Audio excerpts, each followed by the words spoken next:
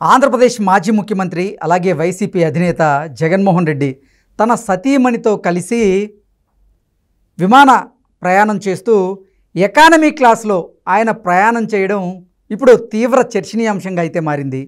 ఆయన ముఖ్యమంత్రిగా ఉన్న సమయంలో ప్రజాధనాన్ని వెచ్చించి స్పెషల్ ఫ్లైట్లలో మాత్రమే జగన్మోహన్ రెడ్డి ప్రయాణం చేసేవారు.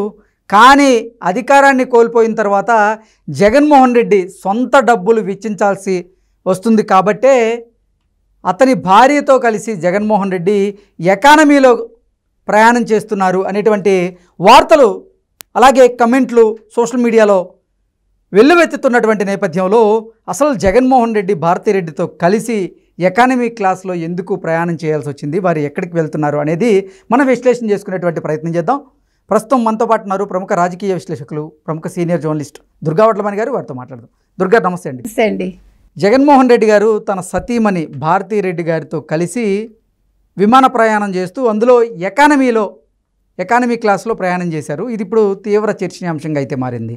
ఆయన అధికారంలో ఉన్న సమయంలో ఎక్కడికి వెళ్ళాలన్నా ప్రజాధనాన్ని వెచ్చించి మరి స్పెషల్ ఫ్లైట్లలో వెళ్ళేవారు. ఇప్పుడు అధికారంలో లేరు కాబట్టే సొంత డబ్బు వెచ్చించాల్సి వస్తుంది కాబట్టే జగన్మోహన్ రెడ్డి తన భార్యతో కలిసి ఎకానమీ క్లాస్లో ప్రయాణం చేస్తున్నారు అంటూ కొంతమంది నెటిజన్లు కమెంట్ చేస్తూ ఉన్నారు. కొంతమంది టీడీపీ నాయకులు, కార్యకర్తలు కూడా విమర్శలు చేస్తూ ఉన్నారు. ఏంటి దీని మీద మీ విశ్లేషణ? అసలు జగన్మోహన్ రెడ్డి తన భార్యతో కలిసి ఎక్కడికి ప్రయాణం చేస్తూ ఈ ఎకానమీ క్లాస్లో ఆయన ప్రయాణం చేశారంటే ఏం చెప్తారు? బహుశా యలహంక వెళ్తూ ఉండొచ్చు. ఓకే, బెంగళూరుకి. ఎందుకంటే ఈ మధ్యన బెంగళూరు, తాడేపల్లి కదా, మోస్ట్లీ ఎక్కువ అదే వెళ్తున్నారు. గన్నవరానికి రావడం అది జరుగుతుంది. అయితే ఇది ఫస్ట్ టైం కాదు కదా. మొన్నను అతను ఎవరు వినుకొండ రషీద్ని కలవడానికి వచ్చినప్పుడు, అతను పరామర్శించడానికి వచ్చినప్పుడు వాళ్ళ ఇంట్లో ఆయన మామూలు ఫ్లైట్లో వచ్చారు కదా. ఆ రోజు మామూలు సాధారణ ప్రయాణికుల్లాగానే వచ్చారు. అంటే ఆయనది ఒక స్ట్రాటజీ అది. మీరు అబ్జర్వ్ చేస్తే ఎగ్జాక్ట్లీ కొంతమంది ఏమో అదే అంటున్నారు. అంటే మొన్న ఘోరంగా ఓటమి చెందినటువంటి నేపథ్యంలోనే ప్రజలకు దూరంగా ఉంటున్నానని భావించే, ప్రజలకు ఎట్టి పరిస్థితుల్లో దగ్గరవ్వాలి, ప్రజలతో మమేకం అవ్వాలనే ఉద్దేశంతోనే జగన్మోహన్ రెడ్డి ఒక వ్యూహాన్ని రచించి అందులో భాగంగానే ఎకానమీ క్లాస్లో తన భార్యతో కలిసి ప్రయాణం చేస్తున్నారంటూ కొంతమంది చెప్తూ ఉంటే, మరికొంతమంది ఏమో లేదు జగన్మోహన్ రెడ్డి చాలా పిసినారి వ్యక్తి కాబట్టే అధికారంలో ఉన్న సమయంలో ఏమో ప్రజాధనాన్ని వెచ్చించి ఆయన స్పెషల్గా ఫ్లైట్లో వెళ్ళారు, ఇప్పుడేమో ఆయన ఎకానమీ క్లాస్లో ప్రయాణం చేస్తున్నారు అంటే చెప్తూ ఉన్నారు. ఒకవేళ అదే నిజమైతే అంటే ఆ పార్టీలో ఉన్నటువంటి కొంతమంది నాయకులైనా సరే జగన్మోహన్ రెడ్డికి ఎకానమీ క్లాస్లో కాకుండా విఐపి దాంట్లో తీసుకొని పంపించే అవకాశం ఉంటుంది కదా. అదే చెప్తున్నా, అది పెద్ద విషయం కాదు. జగన్మోహన్ రెడ్డి ఇప్పుడు టికెట్ బుక్ చెయ్యి అంటే ఎవడైనా చేస్తాడు. ఇప్పుడు మొన్న వినుకొండ వెళ్ళినప్పుడు 15 లక్షలు అయితే అక్కడ ఎమ్మెల్యేని పెట్టుకోమని అసలు జగన్మోహన్ రెడ్డి ఆదేశిస్తే స్పెషల్ ఫ్లైట్లు కూడా తెచ్చి ఇస్తారు. మీకు అదే చెప్తున్నా, అది పెద్ద విషయం కాదు. ఆయన ఖర్చు పెట్టక్కర్లా, ఆయన ఎక్కడ రూపాయి తీయరు. కాకపోతే ఏంటంటే మొన్న 2 సార్లు అక్కడ లోకల్ వాళ్ళ చేతే పెట్టించారని మనకి న్యూస్ వచ్చింది.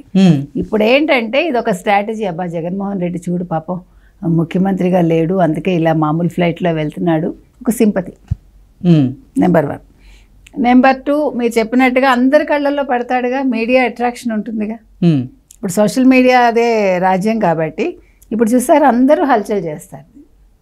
సో ఇది ప్రజల్లోకి వెళ్తుంది, ఆయనకు కావాల్సింది అది. లేకపోతే జగన్మోహన్ రెడ్డి ఏంటి మామూలుగా ఫ్లైట్లో వెళ్ళటం ఏంటి? ఆయన ఎవరు అసలు? ఆయన ఒక యువరాజు కదా. ఆయన దృష్టిలో ఆయన ఒక యువరాజు. ఆయన ఒక సామ్రాజ్యాలు నిర్మించుకున్నాడు కదా. ప్యాలెస్లు, ఎన్నో ప్యాలెస్లు ఉన్నాయి కదా. యలహంక ప్యాలెస్, తాడేపల్లి ప్యాలెస్, ఇక్కడికి వస్తే హైదరాబాద్ లో ఉన్న లోటస్ పాండ్ ప్యాలెస్. ఇప్పుడు మళ్ళా రిషికొండ పాప మిస్ అయిపోయాడు. లేకపోతే రిషికొండ వెళ్ళాల్సింది.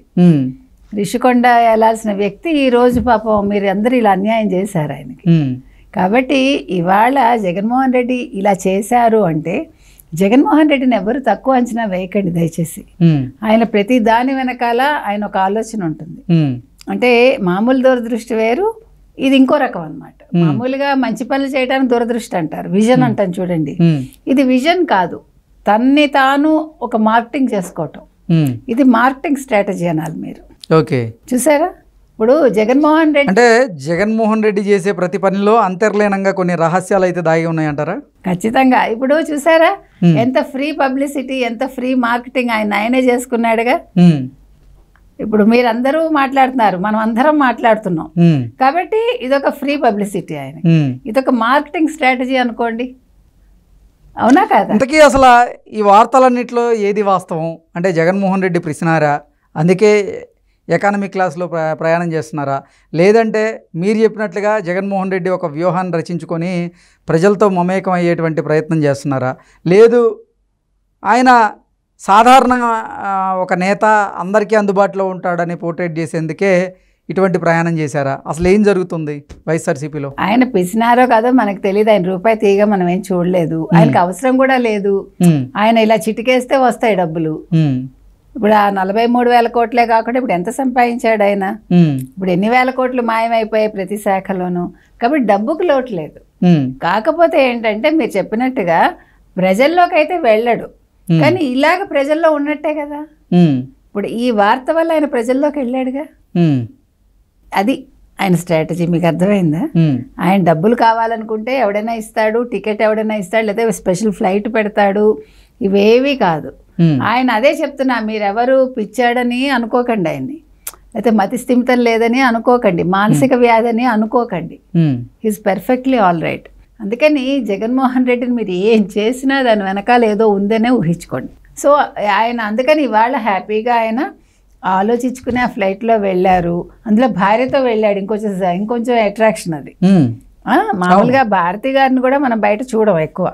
అంటే ఆవిడ వెళ్ళినా స్పెషల్గా ఆవిడ స్పెషల్ కార్లో వెళ్ళచ్చు, లేదా స్పెషల్ ఫ్లైట్లో వెళ్ళచ్చు. పిల్లలతోటే స్పెషల్ ఫ్లైట్లో వెళ్ళాడు ఆయన లండన్కి. కాబట్టి ఇలాంటప్పుడు ఆయన మామూలుగా వెళ్తాడు, లండన్కి వెళ్ళేటప్పుడు స్పెషల్ ఫ్లైట్లో వెళ్తాడు. లేదు ఇప్పుడు ఏదైనా పట్టుకెళ్ళాలి కంటైనర్స్ అంటే స్పెషల్గా వెళ్తాడు. అంటే అసలు ఎన్నికల్లో ఓటమి తర్వాత జగన్మోహన్ రెడ్డిలో మార్పు మొదలైందా? ఈ మధ్యకాలంలో మనం చూసినట్లయితే అధికారాన్ని కోల్పోయిన తర్వాత ఆయన యలహంక ప్యాలెస్లో కొంతమంది ఆంధ్రప్రదేశ్ ప్రజల్ని కలుస్తూ ఉన్నప్పుడు కూడా ఒక ఫోటో బయటకు వచ్చింది. అక్కడ కూడా సింపుల్గా, చాలా సాధారణంగా, చాలా సాదాసీదాగా ఉన్నటువంటి ఫోటో బయటకు వచ్చింది. ఈ మధ్యకాలంలో ఆయన ఆంధ్రప్రదేశ్కి వచ్చిన ప్రతిసారి కూడా ఎవరితో కలిసినా కానీ చాలా సింపుల్గా వస్తూ ఉన్నారు, సాధారణంగా గడిపేందుకు ఎక్కువ ప్రయారిటీ ఇస్తూ ఉన్నారు. ఏంటి అసలు మార్పు ఏమన్నా మొదలైందా? ఏమి మార్పు లేదండి. అదే మీరు అమాయకంగా బుట్టలో పడకండి, మీకు అదే చెప్తున్నా, ఎవ్వరు బుట్టల్లో పడకండి.